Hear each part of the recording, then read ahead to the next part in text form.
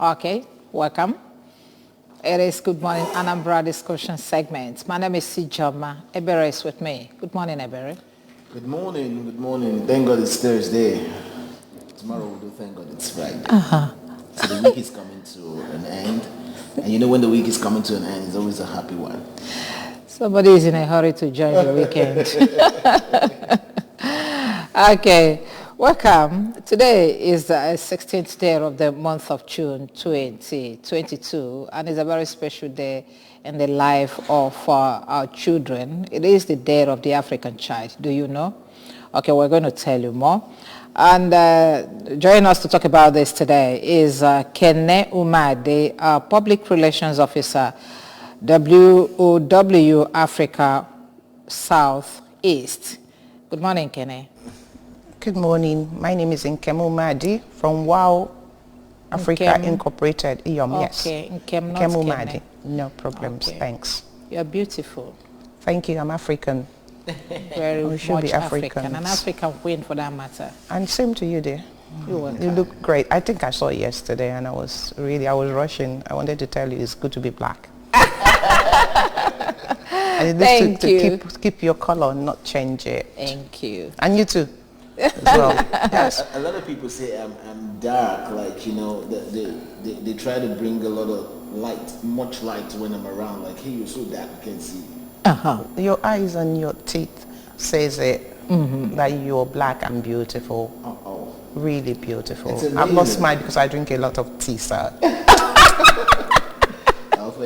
Thank you. Thank you very much. You're welcome. Thank you. Okay, the day of the African child. Who is the child that we want to talk about today, and that of the African child, and why African child? Well, I'll start by African child is a child that was born into a family setup in every African country.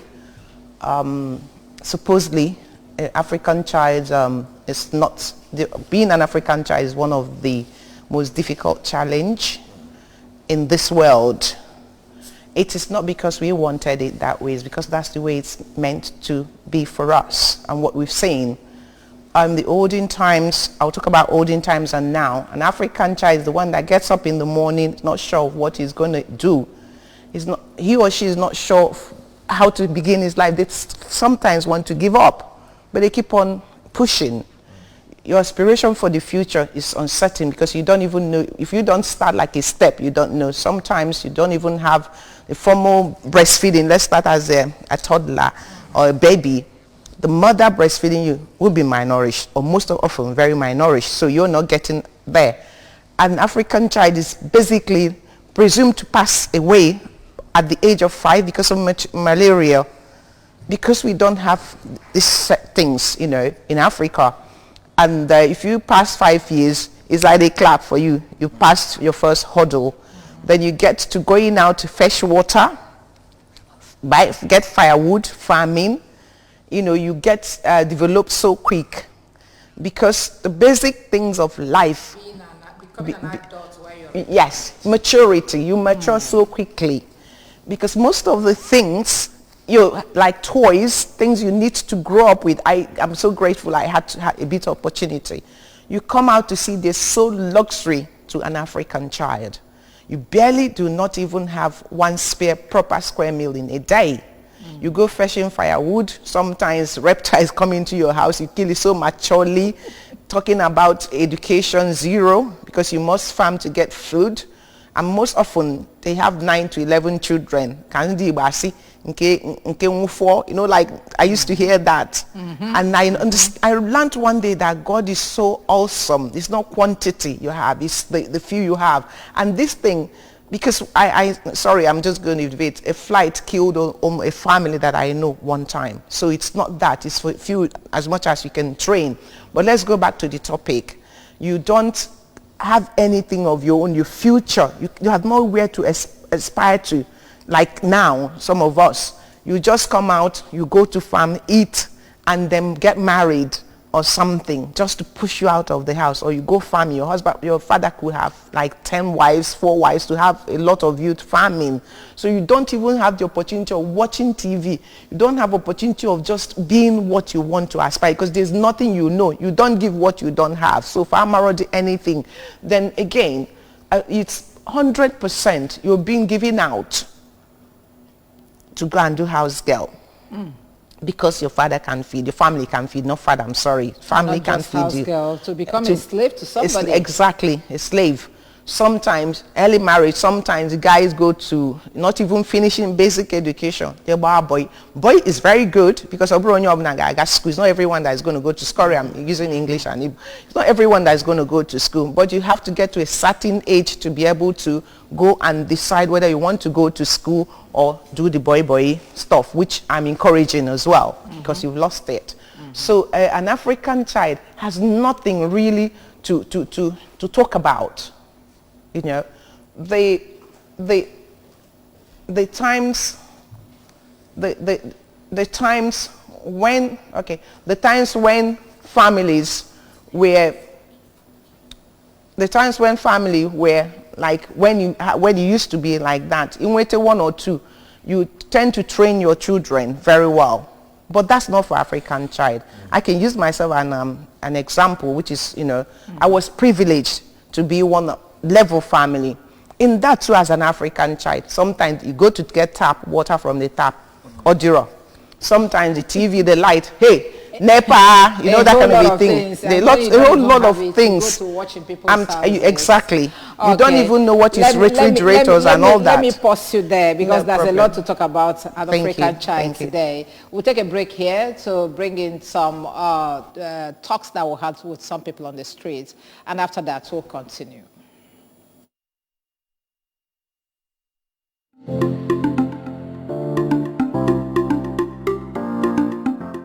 Oka needs proper planning, because the road network is poor, you know, the connections, the buildings, the arrangements is very poor. I think if it's properly planned, I think we'll have a better access, you know, to our houses, our schools, you know. I think if it's well planned, I think movement will be easier, and accessing people and places will be easier for us. If your city is properly planned, one of the benefits is you know how to collect your waste, because the idea of waste collection, or the knowledge of waste collection, trickles down from high class to lower class. So those in high class, you can say, okay, those in urban, those living in industrial area, you make use of your waste bin. You supply waste bins to them, and that controls your waste collection. Now, those living in residential structures, you know that, okay, the waste generated is strictly domestic waste. And domestic waste, you can easily tell that, okay, you collect your domestic waste here, they are highly degradable, and you know where to expose them. While industrial waste, you have plastic waste and other waste. So one of the benefits of this industrial planning or urban planning is waste collection and generation. If our urban area, also known as a pastoral city, is being planned very well, there are a lot of benefits. Like let's just take this Oka as a case study. If it's actually planned in a manner, in a way it's supposed to be, it's gonna attract more investors, both investors from the rural area, investors from the other neighboring states, investors, even the Western people would like to invest. And if it is a plan, you know, because a lot of people are doing and earning their living there, there will be also adequate security. If actually that this area is highly organized and planned, it will create employment, both self-employment and etc. When there's urban development, you can see that it helps, it kind of elevates the social and the economic life of people. There will be population density which spreads out. There will be a lot of jobs. For instance, when we talk about roads, when roads are constructed, it opens up the development of any area, and people tend to come towards where the roads have been constructed, and there's this spread of urbanization from the roads into the environment. In terms of socio-economic impact, investors will come into the place to invest, bring their products, and and this attracts people. There's this kind of migration from the rural areas to the urban area due to these things that are put in place.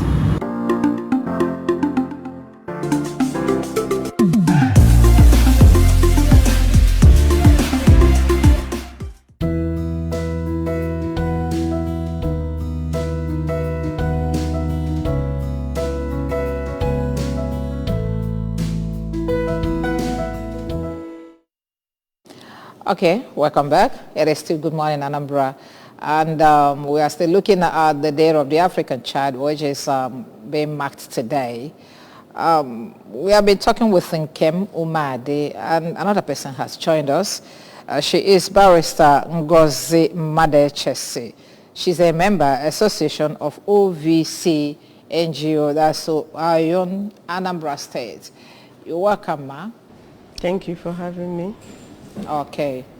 Yes, before you came in, we got started talking about who is the African child.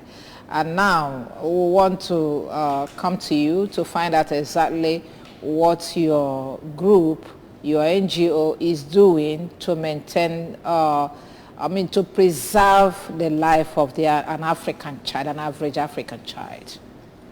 Thank you very much. As you all know, this day that is being commemorated today, the Day of the African Child, is as a result of what happened in Soweto some time ago with regards to apartheid as to language, where children tried to protest against language apartheid, I would say, having them drop their own tribal language for another, and when they protested, these children were killed. So today, we're actually talking about the African child and all ramifications. With respect to AYON, Association of Orphaned and Vulnerable Children, what we do in this association is we try to project the interest of the child in all ramifications. How do we do this? We watch out the interest of the child in exploitation. Exploitation in various levels, be it family level, be it business level, or let's say economic level. We equally project the interest of the child as in relation to giving the child a better community or society where this child will have certain rights and freedom to him or herself, right to education, right to take decisions at the right age that suits them, right to, when we talk about decision here, it has to do with early marriage. The right of a child to say, no, I don't want to be married at a certain age. We already know that early marriage is a very big problem in Africa. Is it just an advocacy, or is there anything you are doing on ground to ensure that these rights are implemented? Yes. We are doing a lot on ground now. Now what we do is we partner with the government at the state government level in Anambra State. That's what we do. What we do is we try to, about the VAP law, the Violence Against Persons Act. Then, we now have a family court. So what we do with regards to children is we partner at the state level to ensure that this law is being enacted in Anambra State. State level, which ministry? Ministry of Women Affairs? Yes, Ministry of Women Affairs. To ensure that this act is being enacted in Anambra State. At the same time, we partnered with the Ministry of Justice to ensure that the family court is established in Anambra State, whereby the interests of this child will be protected and secured. That's what we're doing so far. Thank you very much. Let me come to you now. Can you, the PRO of WOW Africa, what gave birth to that? Will I say an organization or a foundation? What gave birth to it? Because celebrating and talking about the African child, you tried explaining, who the African child is, what the African child has to go through, or, has been made to go through? What gave birth to the organization? Oh, thank you. I must even start saying that by saying June 16, 1976 was a very bad day for the children of students of Soweto. So, and in 1991, we started celebrating it. And then there's a African Union Charter on this. Okay, I'll go to WOW.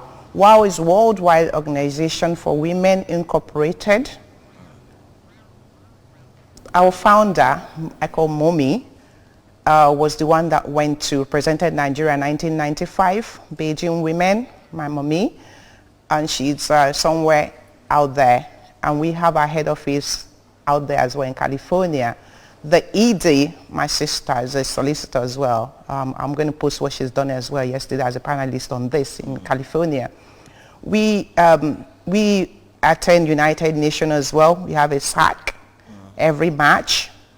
And then because Mom is from Anambra State, which I'm from Anambra State, we decided to bring back some of the things she's seen there about women. And then if you don't talk about women, you don't talk about children, because children come from women. So we are voiceless. We have this initiative that partners with women, Girls Child, but today we're talking about all children, inclusive. We are not limited just to girls. We deal with families. We want to sustain, in quote, anumdi, people staying in marriage, because that's the best way a child will have the best of life. You need two families to be able to bring up a child. Sorry, in case of death or in case of divorce, which is still allowed, it's not a sin. If you can't live together, instead of killing yourself, you depart. But the child have to have a knowledge of that name with two people, offspring, two people that brought them into this the world. So, wow, we are Anambra Rice. I'm not advertising for them. 418, Agoka by Ring Road, one of the beautiful houses there, and Zika Venioka.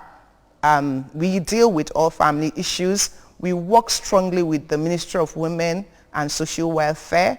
On any issues, we have a lot of solicitors. We had a program about that yesterday as well when our lawyer was there to speak on this issue. So this is what we do.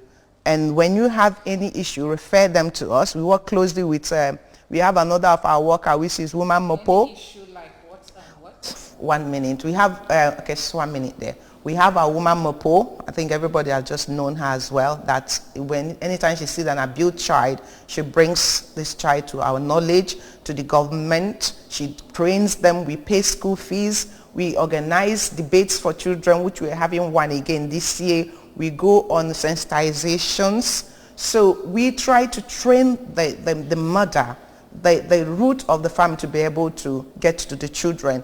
We pay school fees as well. And then we talk about mutilation, early marriage. So we try to give them voice in every ramification. We're not limited to like girls alone. We deal with boys as well. And then men, if whatever issue you're having, please come to us. Then we'll talk to you and see a way to help you out. So we empower a lot of them as well. When we talk about the African child and you talk about all of those things your organization do, trying to give them voice, try to give them a life, is it restricted to age? Because, when we talk about the African child, it looks as if we're looking at the young African child who has no one to take care of them, who looks as if there is no hope for them, and they don't even know what the future holds. That's the problem. That's why we say we have matured children, because the situation where we see ourselves, we don't even have that child when you need to just come out, play, go to school, do kids things. You get matured so quick because you're there fetching firewood, doing one thing, helping your family. Most people in Nigeria live on that $2 a day. So in this situation, the child is denied the basic things. You're just there to be a helping mate to your family. So that's the issue. That's where we are talking about with time now to look into basic things every family should have.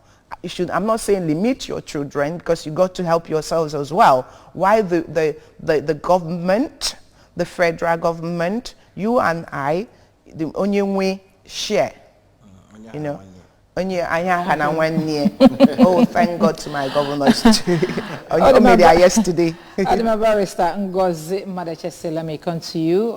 We are talking about the Day of the African Child and the celebration proper. I know that a lot of things are supposed to be in place on ground for this celebration. Is there anything that your organization are planning for this year's celebration for the Day of the African Child?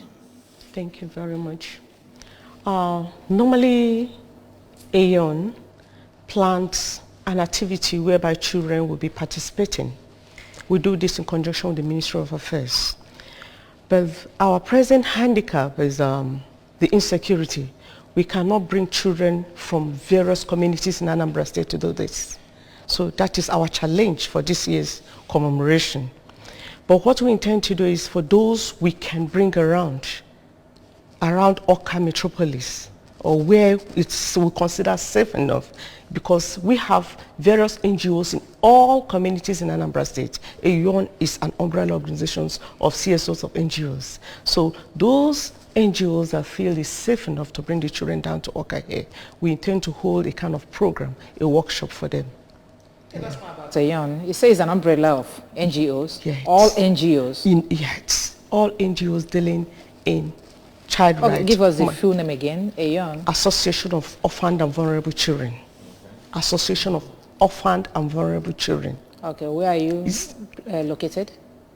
Do you have office here? Like I said, yes. We have an office at the Ministry of Women Affairs. Like I told you, it's an umbrella organization whereby many NGOs in Anambra State, which my NGO is one of them.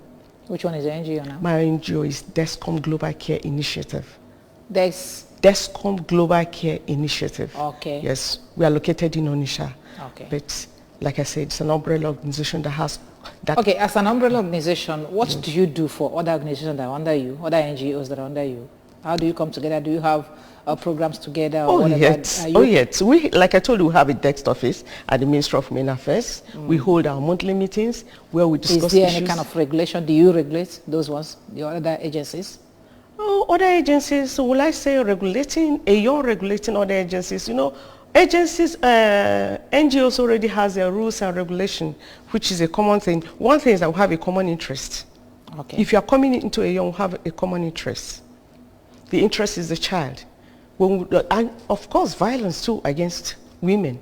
Okay, when you say orphan, I know there are orphans in my villages. How do you reach out to the orphans? Like, I am an orphan anyway. So when you say orphans, okay, let's come to the child. We're talking about the children now. How do you get them? How do you, you know? There are two ways. You know, in the Ministry of Women Affairs, there's a particular department for OVCs, orphaned and vulnerable children. We partner a lot with them. Like then I told you, we have NGOs in various communities in Anambra State. In the hinterland, the rural urban cities, we have them. There too, we identify kids that are of need, orphaned, indigent, poor children. And when they do, what do you do with them? Good. That is when we bring this need to the platform. When we bring this need to the platform, there are NGOs that already may have grants to help these children. If it concerns actually helping them with their education or other things. Then if it concerns protecting their interests, which you know that interest of the child is most paramount in everything, be it legal, be it economic, be it just anything, we have NGOs that can equally take care of that. Do you have homes for them? Like somebody, a child that is homeless, orphan that is homeless, is there anywhere you keep them? Of course. Like I said again, we partner with the Ministry of Women Affairs. Okay. We have shelters, we have homes. Okay, shelters, that's yes, what they call it. We do. Okay. Thank you very much. Let me come to you now, Ken. Still talking about the day, the celebration of the African child, or the Day of the African Child. Looking at what is going on now in Africa, what would you say is the major challenge of the African child, of children born in Africa, not just in Nigeria alone? You see lots of African countries now, you know, going through hunger issues, lack of water, the basic amenities you talked about.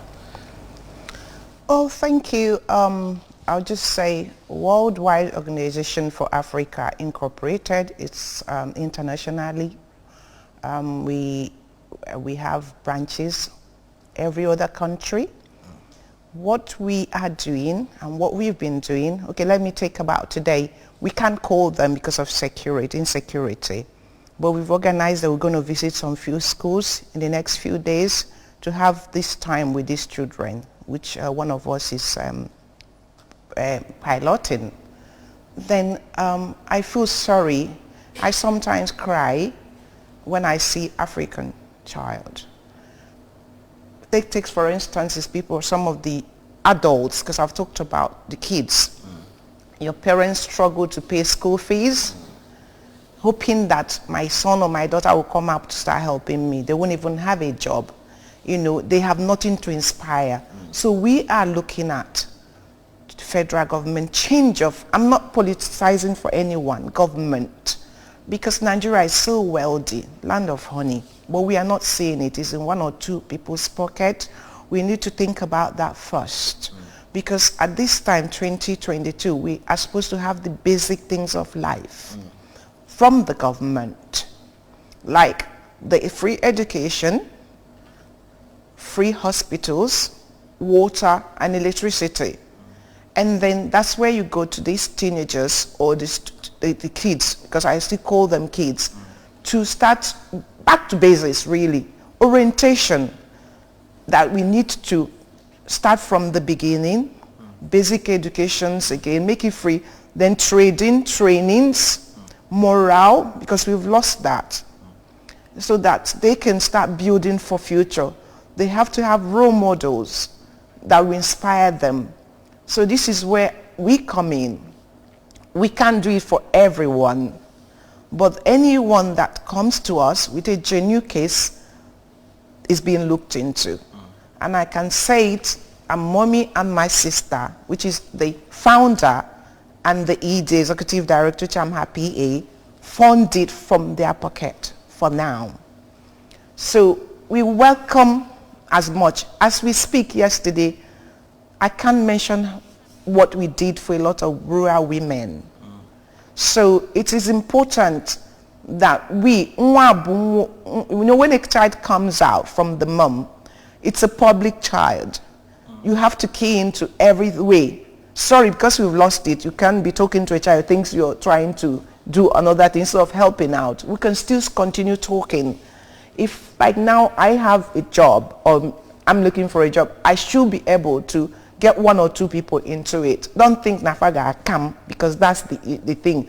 Oh, I don't want to campaign for anybody, but you need to invest. Anambra is good in investing. What I'll take home to God one day is how many people have I made, not what wealth I have in my account. So this is where we need to go back to. And when we stand from there, I might not be alive to see it. We'll get back to basics, because I know when growing up, we had family, we have communities, we work together, we eat together, we decide on the future of our time together. We've lost all that because of Western. I'm not blaming anybody, but a lot of this media, which you guys are on, some of them are not really good for us. So that's where we need to start from.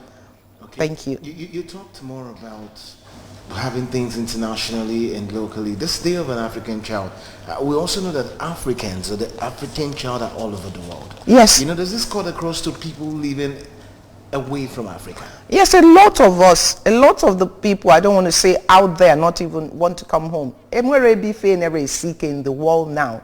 So your nurse might not be in Nigeria, it could be an African child. You still help, they still help. I have some videos of things they do. So it's cut across the world. I don't know where we are going, but everywhere you find yourself, you need to help people. You need to contribute both to education, hospitals. Think of one initiative you can do, even if it's having one or two people that are behind you that you've trained. That will make the world a better place. That will make the world a better place. Michael Jackson said it. Okay, thank you very much. And then when you were talking, you talked about financing, how just one or two people are funding your organization. Yes. And I want to talk about that now. How do you fund your own organization, Barrister? Well, as it stands now, yet. As it stands now, most funding that is being carried out, activities that are being carried out in are self-sponsored. Really? The government has not really come out now to kind of give us grants to do any program. But we are doing the much that we can to ensure that our main interest does not go down, that it continues, we keep it up. Then, like I said, because we've been working on this program a lot and for a long time, we already have a kind of grant, a kind of access to government. Like, for example, the shelter is not an issue. We could bring to the Ministry of Women Affairs, ensure they get shelter. We could bring organizations to do one or three things. Okay. Then we do a lot of voluntary work, like when we talk about the legal aspect. The lawyers in the team, we just pick it up if it has to do with child exploitation. You know, when we talk about these things and then all these advocacies and what we do, I still look at them as if they're flying on top of there. I'm still looking at a situation whereby these organizations will come down in a village, a remote area, talk to the women leader, and then the woman leader and the men, I want to see your children, so and so date, you want to come and talk with the children. You come with your cooler of rice, come with drinks and whatever, get the children settled down and start talking, because in Kem you talk, I'm coming to you because you talked about moral. Okay, all this education and all this kind of a thing, they might not really come to play when you don't have a good, when the children are not morally sound. Okay, so you sit the student down as you used to be in those days, and then tell them stories of how you grew up, kind of a thing, and then what they should do. This is what I'm looking out for in all these organizations. How to get to the African child directly. Well, we are doing it. We have our coordinators. I call them leaders, not women leader. I'm not a politician. We do that all the time. No, because that's where you get women leaders. Okay. I'm talking about the African child today. So we have them. I've just forgot something. I went to Ogeni at the market. I was so heartbroken. Where is that one? By this market, actually, is by Obuolu. Okay. It's horrible. I went to make Ogene that I was sending out somewhere outside the country, and I met these fantastic children. That's if I knew today. They look so malnourished before Easter. I think a few days before Easter. Wow, it's there for you guys to look at. The little rice, bread, cabin, zobo I made from the house, that's a little bit helps, that I brought to that family. It's like a group. When you go through Atoizi at the end, near the first bank, just get in there. It's like you're living in another ghetto, in another world of its own. And they thank you. I received. I cried because they said in how many generations they've had doing this, no one had ever come to look at their affairs or do something. You know what I mean? Let's make it real. And it's real. I know. I think I had in some of the platforms. The kind of prayer I got that day, it didn't even cost me 60,000. Look at that. But it made a complete family happy. It made a complete, because they have the monopoly of Ogene, happy. And they never stop praying. And now it's good because we are thinking of what to do to modernize where they are. It's a family business. So, please do it. To affect the life of the next person. Yes, it's a lot of change. Concerns African children, because the way they're growing. That's I why wanted to find out. I was sent by my sister and said, oh my God, because I sent the pictures out there, Nemo Guinea, if they were in school, so that we can help them with education. We do a lot of that. And then final school. Very good, I was happy, because when they come back from school, morals, they come to help their families. And since then, we are doing things for them to make their living condition better, not stop them from learning a trade, because it's good to study and learn a trade. Very so important. Thank you. Thank you very much, You're welcome. Barrister Ngozi. Like I said, what do we do to make these things real? What do we do to make it real? Because if you look at the rate our children are venturing into criminalities, you know that we have missed it somewhere as mothers, as parents, okay? If only we can come back to the way we used to, be when we are growing up, at least our age brackets. Is it possible we'll catch them young from there so that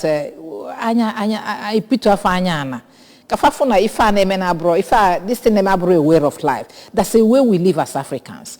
Okay, I saw bala, I saw Ifojo, I saw a whole lot of things, because if I find a way of life, what do you think we can do? Thank you very much. Like you said, the family, we start from the family. You talked about reaching out to parents. We start with the family, because every child grew up from a home. We start with changing the orientation of parents as it concerns their relationship with their children.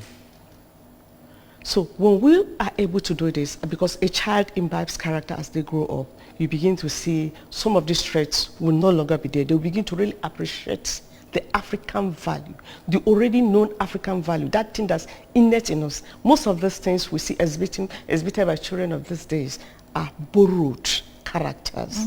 Then secondly, as it concerns empowerment of these children, like maybe some of the families are very indigent, poor families that cannot afford maybe exposure or education or empowerment for these children.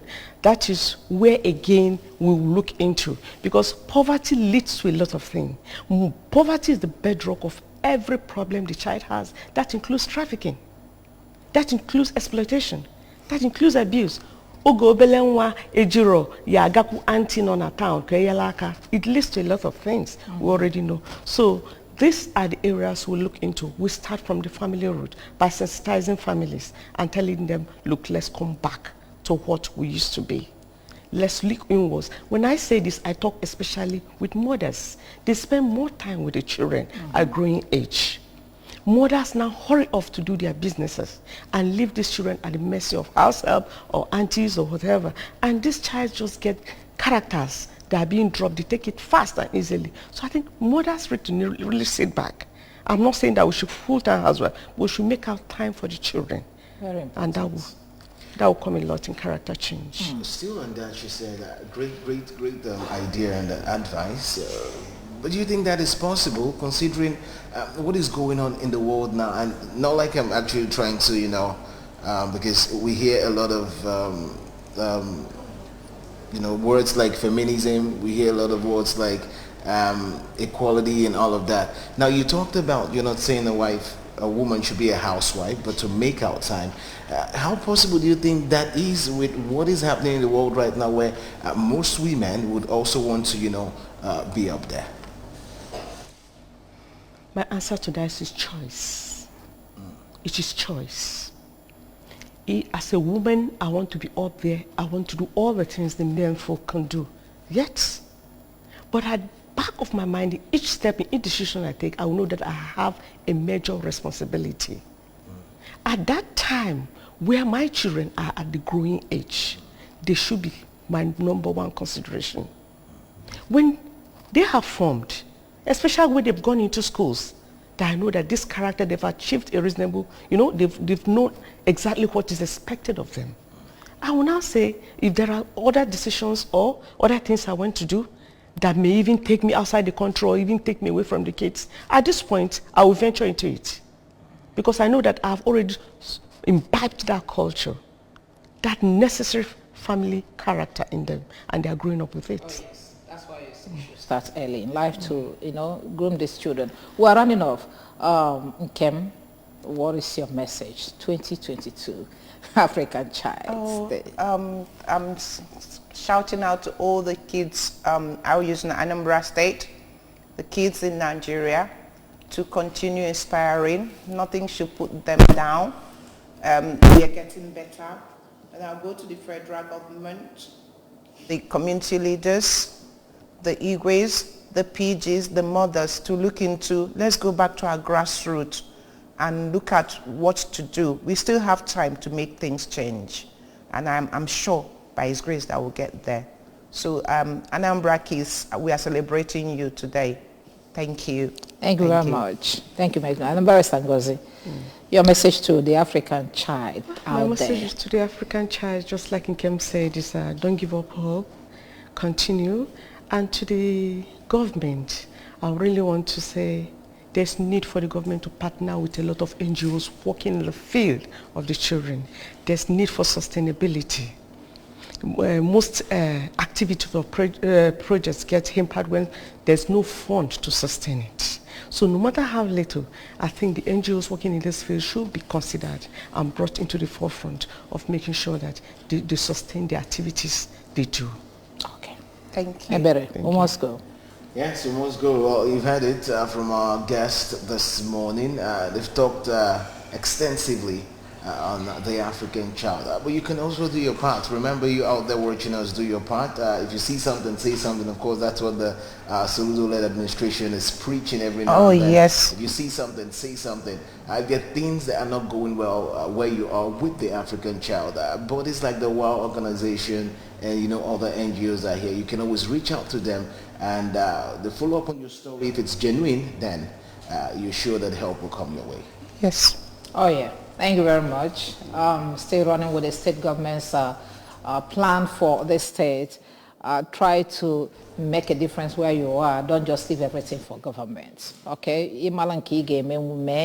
We are all in this business together to make our state to provide solution to every situation around you.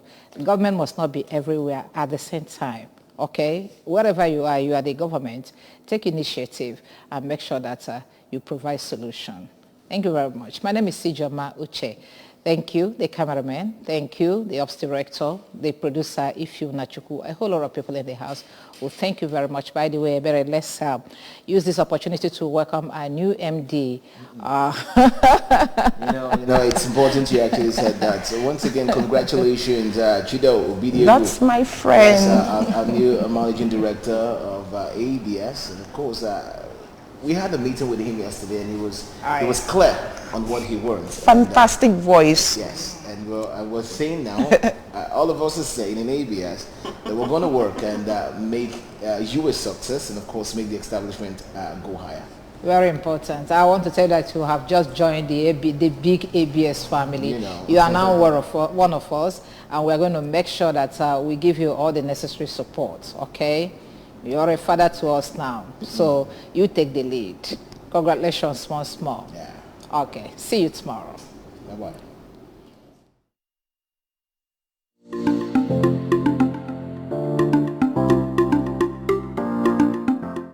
There are a lot of ways we can eliminate harmful practice against our children, especially these days where we have a lot of social vices. Not just that, we have a lot of the craze for social media where children are being exposed to a lot of things in the social media. But I think our parents in particular need to do a lot to help eliminate these problems for our children, especially some people who go to take children from other people, probably as house helps, and they are not engaged in schools. We leave them there. We sometimes use them to hawk on the streets, for our own benefits as parents. Those things are not very good. We expose our children to a lot of these vices.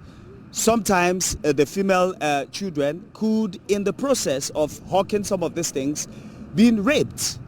Some of them could be victims of accidents, in the process. Some of them could be victims of ritual killings, and the likes of them. So the government actually needs to come in, and the parents as well need to come in, need to actually know that we should know that any child, whether ours or the ones that we bring in as our house help, belongs to someone. They are children, and they should be properly taken care of. Not that you can eliminate it totally, but you can just reduce it, and it can help. Like, we should be security conscious of our children. You understand? Like some of us now, carelessly, especially our parents. We will see a parent walking on the road. You won't even care that you are going with your child. You understand? So many things, like before you, like some schools, before you hand over a child to somebody, you must be as you will know the person very well before handing over the children. After giving birth to your children, it is better you raise your kids yourself. Create time for your children so that each given moment you know what is happening to them. Because these days when you give out your children maybe to go stay with people, that is when molestation start coming in, child labor, start sending them to sell on the streets, which is not good. So it is better, even if it is Gary you see, drink with your children and raise them yourself. Create time for them, give them listening ear. These are what children need, so that they will be free with you, understand? To tell you whatever is going on with them. Bringing it down to our time, the African children there, we have a lot of harmful practices that is being done. Example, circumcision of the female child, which is a harmful practice. So first of all, how we can eliminate these things is, first we must enlighten the people that all these things brings pain to the female child, as well as hard labor. These are one of the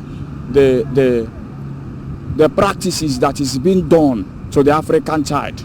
So basically, the African children, they are plight. You know, some of them are being sent to the streets. Some of them are the breadwinners of the family. Some of them are underaged. Some of them are underaged. So the government should take the sole responsibility to ensure that no African child is under such painful practices. Finally, that the African child, we must also bring to the notice of the children that they can make a change. So on this note, this is what I have to say on the plight of the African child and how to alleviate such things that has proven problematic in our community.